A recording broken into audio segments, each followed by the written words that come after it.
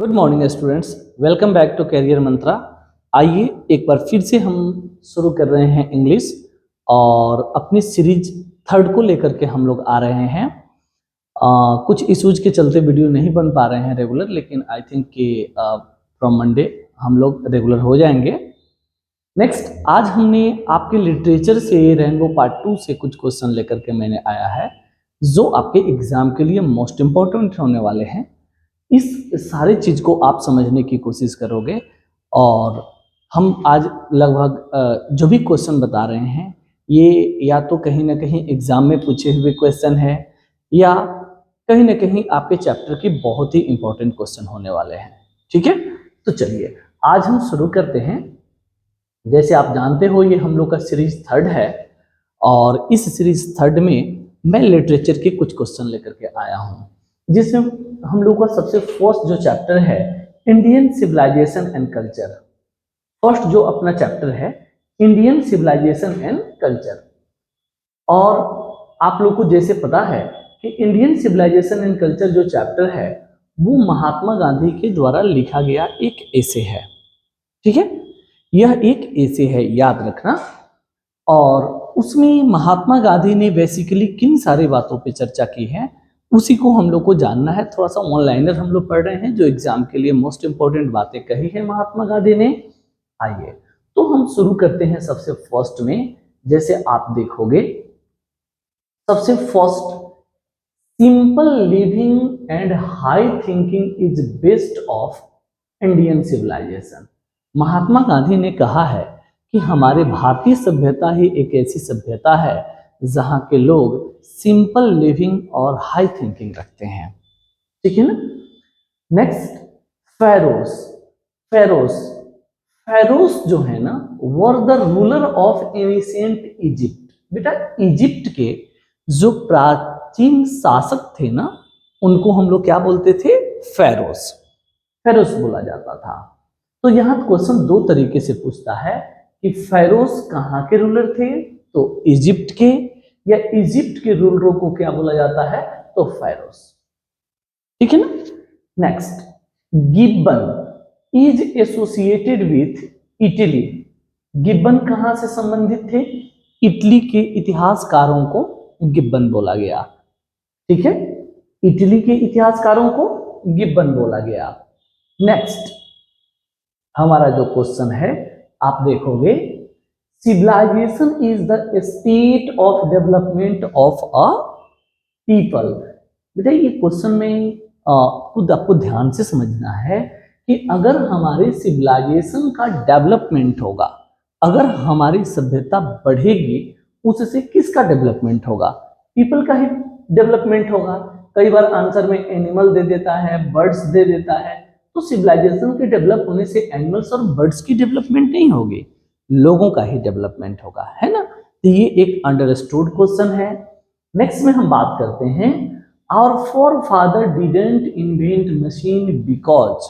मैंने आपको पढ़ाया है कि हमारे पूर्वज जो थे सबसे पहले कोई भी काम अपने हाथ और पैरों से ही करना चाहते थे, वे मशीन से करना नहीं चाहते थे, क्योंकि उनका मानना था कि if machine will do the work then what will we do.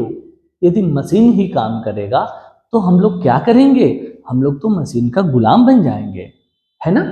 तो वही, our forefather didn't invent machine because उन लोग को मानना था कि these would have made us lazy. Machine हमें क्या कर देगा? हमें लेजी बना देगा। इसलिए वो लोग ना तो मशीन का आविष्कार करते थे और ना ही मशीन पे ज्यादा वो लोग विश्वास करते थे, है ना। नेक्स्ट क्वेश्चन है, India glory is that it is immovable. हाँ, बहुत ही अच्छा क्वेश्चन महात्मा गांधी ने बोला है कि भाई भारत की सुंदरता क्या है, भारत की सभ्यता की सुंदरता क्या है, कि भारतीय सभ्यता जो है ना इमूवेबल रहा है, ये बदलता नहीं है। लेकिन यही वेस्टर्न सिविलाइजेशन की बात करोगे तो वो क्या होता है? मूवेबल होता है। और दूसरी एक और भी यहाँ क्वेश्चन बनती है कि इंडियन जो सिविलाइजेशन है हमारे पूर्वजों ने अपनी एक्सपीरियंस रूपी एनविल पे निखार करके बनाया है, महात्मा गांधी बोल रहे हैं, लेकिन यही आप वेस्टर्न सिविलाइजेशन की बात करोगे तो they always copy their civilisation from the Greece और रोम, इसलिए उनकी सभ्यता टिकाऊ नहीं होती है। तो क्वेश्चन क्या है, India glory is that it is immovable. Bharat की सभ्यता की सुंदरता क्या है कि हमारी सभ्यता इमूवेबल रही है। Known as the father of nation, और बापू, आप सभी जानते हो महात्मा गांधी को फादर ऑफ नेशन और बापू के नाम से जाना जाता है। अब महात्मा गांधी एक स्पिरिचुअल लीडर थे। स्पिरिचुअल लीडर कौन थे? महात्मा गांधी। और इनकी फिलोसफी क्या थी? ट्रूथ एंड नॉन वायलेंस, जिसके चलते ये पूरे विश्व में याद किए जाते हैं। ठीक है, नेक्स्ट हमारा क्वेश्चन है, the people of Europe, the people of Europe मतलब यूरोप के जो लोग हैं, learn their lesson from the writing of the Greece और रोम। यूरोप के जो लोग हैं ना बेटा, वह कहाँ के लोगों का नकल करते हैं? अभी मैंने आपको बताया, वो ग्रीस और रोम के लोगों का नकल करते हैं। ठीक है, ग्रीस और रोम के लोगों का नकल करते हैं। दूसरा, इसमें बताया गया है महात्मा गांधी के द्वारा कि mind is a restless bird. दिमाग जो है ना, एक अशांत चिड़िए की तरह है, एक अशांत चिड़िए की तरह है। The more it gets the more it wants. जितना ही इसको मिलता है ना, उतना ही वो चाहता है। याद रखना, कई बार ये क्वेश्चन को पूछा गया है। Mind is a restless bird, एक बर्ड से कंपेयर किया गया है यहाँ माइंड को। नेक्स्ट हमारा क्वेश्चन है, महात्मा गांधी कह रहे हैं कि I am no hater of west. मैं पश्चिमी सभ्यता से नफरत नहीं करता हूं। आप पूरे ऐसे पढ़ोगे तो उसमें महात्मा गांधी ने इस प्रकार से कहा है कि मैं पश्चिमी सभ्यता से नफरत नहीं करता हूं। मैंने तो खुद ही पश्चिमी सभ्यता में रह करके मैंने बहुत सारी चीजों को सीखा है, लेकिन बहुत सारी एक्सपीरियंस है मुझे पश्चिमी सभ्यता का। उन सारे एक्सपीरियंस के बाद मैं भारतीय लोगों को ये बताता हूं कि यदि आप उसका कॉपी करोगे तो वो आपके लिए अच्छा नहीं होगा, वो आपके लिए घातक होगा। ठीक है ना? The world famous Attic civilisation is in Greece. बाबू महात्मा गांधी ने कहा है कि विश्व की सबसे प्राचीन सभ्यता कहाँ की थी? ग्रीस की थी, जो कि समय के साथ साथ वो भी सभ्यताएं क्या हो गई? खत्म हो गई। ठीक है ना? Next, clean living and high thinking is the motto of western philosopher. बाबू विदेशी दार्शनिकों का मानना है, वेस्टर्न फिलोसफर विदेशी दार्शनिकों को मानना है कि भारत के लोग ही एक ऐसे लोग हैं जो plane living and high thinking रखते हैं, सदा जीवन और उच्च विचार रखने वाले लोग होते हैं। ये वेस्टर्न फिलोसफर लोगों का मानना है। नेक्स्ट बच्चों, sacrifice is the sole aim of our rishis and fakirs. देखो यहाँ ऋषिज लिखा है ना, फकीर्स भी हो सकता है। ठीक है ना? यहां महात्मा गांधी ने ये कहा था कि पास्ट में जो हमारे पूर्वज थे, सबसे अधिक वैल्यू ऋषि और फकीरों को देते थे। क्यों देते थे मेरे भाई? क्योंकि पास्ट में जो ऋषि और फकीर थे, उनका सोल एम होता था खुद को त्याग करना, मिस्ट्री को सुलझाना। इसलिए हमारे पूर्वज भी उनको काफी मतलब उनको प्रतिष्ठा देते थे। ठीक है ना? क्योंकि उनका मेन एम क्या होता था? सेक्रीफाइस, मतलब त्याग करना। ठीक है ना? Is dead against the blind imitation of western civilisation. बच्चों कहा गया है कि पश्चिमी सभ्यता के अनुसार, मतलब यहाँ पे is dead against the blind imitation of western civilisation. कौन मरे? महात्मा गांधी। ठीक है ना? नेक्स्ट हमारा क्वेश्चन है, व्यू लार्ज सिटी एज नीर यूजलेस एंड इनकम्ब्रेंस। कौन जो था जो हमारे बड़े शहरों को देखता था नीर, जाल या फंदे की तरह, यूजलेस इनकम्ब्रेंस मतलब यूजलेस था या वेश्यागिरी का अड्डा कौन मानता था? बड़े शहरों को, वो थे हमारे कौन, एंसेस्टर्स, हमारे पूर्वज। So they were satisfied in the small village, they didn't want to live in the city. इसलिए ना तो वो शहरों में रहना पसंद करते थे और वो हमेशा छोटे गांव में रहना पसंद करते थे। वर सेटिस्फाइड विथ स्मॉल विलेजेज, कौन हमारे छोटे गांव में संतुष्ट थे, हमारे एंसेस्टर्स, हमारे पूर्वज। वो नहीं चाहते थे कि हम शहर में रहें, क्योंकि उनका मानना था कि यदि हम शहर में रहेंगे तो अमीर लोग हमें ठग लेंगे, अमीर लोग हमें ठग लेंगे, रब कर देंगे।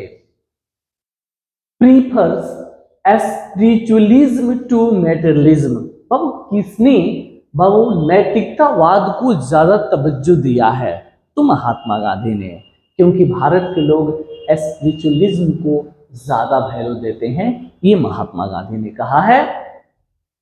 The people of Europe are inspired by Rome writers, तो बाबू यूरोप के जो लोग हैं ना, वो ग्रीक और रोम के राइटरों से इंस्पायर्ड होते हैं, और वहीं के लोगों का ये लोग कॉपी भी करते हैं, नकल भी करते हैं।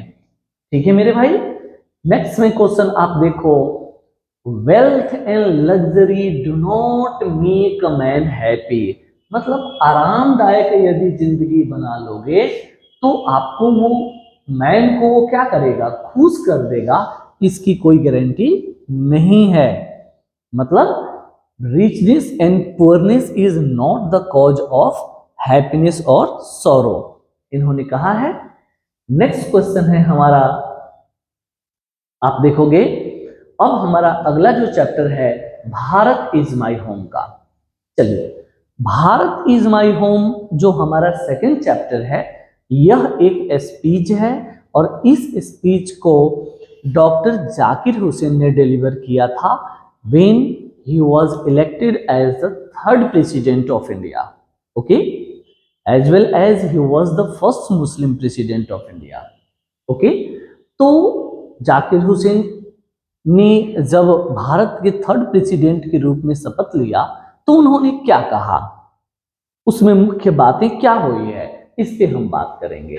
Doctor Zakir Husain took the oath as, किस रूप में वो शपथ लिए थे बेटा, अभी मैंने बोला इंडिया के प्रेसिडेंट के रूप में लिए थे शपथ, और थर्ड प्रेसिडेंट थे ये भारत के।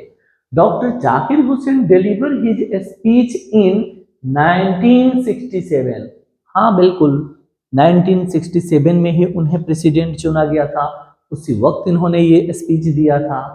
Doctor Zakir Hussain was born 1897, उनका जन्म 1897 में हुआ था हैदराबाद में, ओके। और जो वो प्रेसिडेंट चुने गए, राष्ट्रपति चुने गए, इनसे पहले जो राष्ट्रपति थे डॉक्टर सर्वपल्ली राधाकृष्णन थे, और डॉक्टर जाकिर हुसैन राष्ट्रपति चुने जाने से पहले बिहार के राज्यपाल थे, ओके, बिहार के राज्यपाल थे। Doctor Zakir Hussain became the president of India in 1967। उसके बाद प्रेसिडेंट बनने के बाद जब इन्होंने अपने स्पीच को दिया है, उसके दूसरे ही पैराग्राफ में ये अपने पहले के राष्ट्रपति डॉक्टर सर्वपल्ली राधाकृष्णन की खूब तारीफ करते हुए नजर आ रहे हैं। और देखो, was role model of doctor Zakir Husain, doctor Zakir Husain doctor Sarvepalli Radhakrishnan को अपना रोल मॉडल मानते हैं। उन्होंने कहा है कि राष्ट्रपति के रूप में इन्होंने जितना काम किया है, मुझे नहीं लगता कि कोई व्यक्ति इतना काम कर पाएगा, ठीक है ना। Bharat is my home is written by या डिलीवर्ड बाई हो सकता है doctor Zakir Husain, is a prime instrument of national building. हाँ, जाकिर हुसैन ने कहा था कि यदि किसी देश को आपको आगे बढ़ाना है, विकसित करना है, तो उसका श्रेय जाता है एजुकेशन को, शिक्षा को। तो इन्होंने कहा education is the prime instrument of national building, देश को आगे बढ़ाने के लिए एजुकेशन उसका मुख्य हथियार है। नेक्स्ट में brought a law of erudition and wealth of knowledge to the presidency, अपने राष्ट्रपति कार्यकाल के दरमियान बच्चों अपनी पूरी एक्सपीरियंस का प्रयोग किया। किन्होंने? डॉक्टर सर्वपल्ली राधाकृष्णन ने। डॉक्टर सर्वपल्ली राधाकृष्णन ने। Doctor Zakir Husain feels greatly oblique to the people of India. बिल्कुल इसका आभार व्यक्त कर रहे हैं भारत के लोगों को, क्योंकि भारत के लोगों ने ही इन्हें प्रेसिडेंट चुना था, है ना। नेक्स्ट क्वेश्चन है हमारा, doctor Zakir Husain delivered his speech in 1967 after taking the oath as the president. बात मैं पहले ही बता चुका हूं कि भारत के प्रेसिडेंट के रूप में इन्होंने शपथ लिया था। Said that Bharat is my home and its people are my family. हाँ, किसने कहा कि भारत मेरा घर है और यहाँ के लोग मेरे परिवार है? तो डॉक्टर जाकिर हुसैन ने। बच्चों यहाँ पे इन्होंने ये कहा था कि भारत मेरा घर है और यहाँ के लोग मेरे क्या है? परिवार हैं, और सभी लोगों ने मिल करके मुझे कुछ दिनों के लिए इस देश का मुखिया चुना है। इसलिए एक मुखिया होने की क्या जिम्मेवारी होती है वो मैं भली भांति समझता हूं, और मैं ये कोशिश करूंगा as a president to make this country a strong and beautiful, कि मैं इस देश को मजबूत और सुंदर बनाने की कोशिश करूं। ओके, नेक्स्ट हमारा क्वेश्चन है, said that Bharat is my home. Doctor Zakir Hussain, ये क्वेश्चन हो गया है बेटा। Next, doctor Zakir Husain took the oath of the loyalty to constitution. ये सिंपल सी बात है, किसी भी राजनीतिक पोस्ट पे आप जाओगे तो आपको जो शपथ लेना होता है तो आप कॉन्स्टिट्यूशन का ही शपथ लेते हो, संविधान का ही शपथ लेते हो। Doctor Zakir Hussain was a great nationalist. Doctor Zakir Hussain एक बहुत ही महान राष्ट्रवादी व्यक्ति थे। चलो, ये जो इंफॉर्मेशन था उसके अलावा मैं कुछ इंफॉर्मेशन 2 मिनट में मैं फटाफट डॉक्टर जाकिर हुसैन के बारे में और भी दे देता हूं। सुनो, यह एक स्पीच है। इस स्पीच को डॉक्टर जाकिर हुसैन राष्ट्रपति बनने के बाद दिए थे। भारत के ये तीसरे राष्ट्रपति थे। इनसे पहले डॉक्टर सर्वपल्ली राधाकृष्णन थे। ये राष्ट्रपति बनने से पहले बिहार के राज्यपाल थे। इन्होंने राष्ट्रपति बनने के बाद अपनी पूरी कार्यकाल पूरी नहीं कर पाई थी, उसी पर इनकी मृत्यु भी हो गई थी। नेक्स्ट बात है कि इन्होंने शपथ लिया था कि मैं भारत के संस्कृति का मैं रक्षा करूंगा, मैं सेवा करूंगा, चाहे where so ever it may have come by home so ever it may have been contributed. चाहे हमारे देश में जो संस्कृति है इसको जो लाया हो और जहां से भी आया हो, अब उसको स्ट्रॉन्ग और मजबूत बनाई जाएगी। ओके, और नेक्स्ट इंपॉर्टेंट बातें इन्होंने ये कहा था कि यदि किसी देश को आगे बढ़ाना है तो यह काम एजुकेशन का है। इसलिए एज ए मिनिस्टर मेरी पूरी इच्छा होगी कि मैं अपने देश के लोगों को एजुकेट करूं और क्वालिटी ऑफ एजुकेशन देने की कोशिश करूं। ओके, नेक्स्ट, इन्होंने एक महत्वपूर्ण बात कहा था कि यदि देश को आगे बढ़ाना है तो हम सबको मिलकर के काम करना होगा, आपको भी हमें भी, क्योंकि अकेला मैं काम करके इस देश को आगे नहीं बढ़ा सकता। नेक्स्ट, इन्होंने एक और भी बहुत महत्वपूर्ण बातें कही थी कि यदि आपको पावर मिला है तो power should be use for the moral purpose. तो वो पावर आपको दिया गया है नीतिगत काम को करने के लिए, ये नहीं कि पावर मिला है तो उसका आप गलत प्रयोग करने लगे। ठीक है, तो ये कुछ अराउंड बातें हुई है इस चैप्टर में। नेक्स्ट एक चैप्टर है हम लोग का a pinch of snuff. A pinch of snuff जो है मनोहर मालवणकर की एक क्या है, मनोहर मालवणकर की एक शॉर्ट स्टोरी है। इसमें मैं कुछ बातें बता दे रहा हूँ, वीडियो बहुत लंबा हो जाएगा, लेकिन आप वीडियो देखो, अगर आपको लगे कि इससे बेनिफिट हो रहा है तो मैं 2-2 चैप्टर करके वीडियो बना दूंगा। अ पिंच ऑफ स्नफ मनोहर मालवणकर की एक स्टोरी है और इसमें कुछ बातें मैं फटाफट बता रहा हूं, ध्यान से सुनना। मनोहर मालवणकर अंडर सेक्रेटरी रहते हैं दिल्ली में, जो लेखक खुद ही है। लेखक के इसमें मैटरनल अंकल, मामा, नानू काका रहते हैं जो महाराष्ट्र के रहने वाले हैं, और वह डेकनिक ब्राह्मण है, डेक्कन के रहने वाले वो ब्राह्मण है। ठीक है ना। लेखक की मामा महाराष्ट्र से दिल्ली आ रहे हैं बिल्ली लेकर के। ये बात याद रखना, लेखक के मामा नानू काका महाराष्ट्र से दिल्ली आ रहे हैं बिल्ली लेकर के। उनके पास 3rd क्लास एसी का टिकट होता है और 2nd क्लास बोगी में बैठ करके आए होते हैं।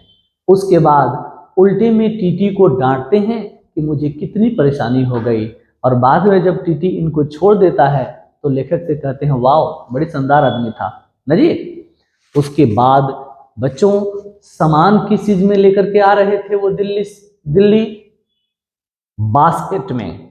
लेखक अंडर सेक्रेटरी रहता है। और उसके बाद बच्चों नानू काका कहे थे कि मैं दिल्ली में 2 से 3 दिन रुक सकता हूं, और वह मंत्रियों से मिलना चाहते थे। ठीक है ना। तो ये कुछ बातें हैं इसकी, लेकिन नेक्स्ट चैप्टर में अगर मैं लाऊंगा तो बहुत डिटेल्स में बताऊंगा इसके बारे में। तब तक धन्यवाद।